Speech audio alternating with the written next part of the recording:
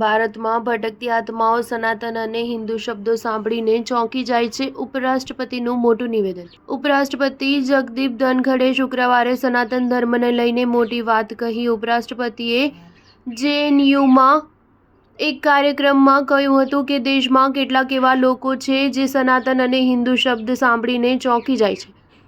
હું તેમને ભ્રમિત માનું છું. જગદીપ ધનખડે અફસોસ વ્યક્ત કરતા કહ્યું કે ભારતમાં સનાતન અને હિન્દુ શબ્દ સાંભળતા જ અમુક ભ્રમિત લોકોની પ્રતિક્રિયા સામે આવે છે. તેઓ ખતરનાક ઇકોસિસ્ટમ સંચાલિત ભ્રમિત લોકો છે. આ એક વિડંબના અને દુઃખની વાત છે કે આ દેશમાં સનાતન અને હિન્દુ શબ્દનો માત્ર ઉલ્લેખ જ આઘાતજનક પ્રતિક્રિયા આપે છે.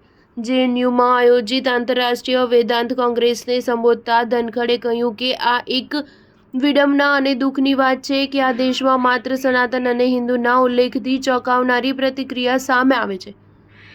ધનખડે કહ્યું કે આ શબ્દોના ઊંડાણ, તેમના ઊંડા અર્થ સમજ્યા વગર લોકો ઉતાવળે પ્રતિક્રિયા આપે છે. તેમણે આવા લોકોને ભટકેલી આત્મા ગણાવ્યા. તેમણે કહ્યું કે આવી વ્યક્તિઓ ખતરનાક ઇકોસિસ્ટમમાં કામ કરે છે જે માત્ર સમાજ માટે નહીં પરંતુ પોતાના માટે પણ ખતરો છે.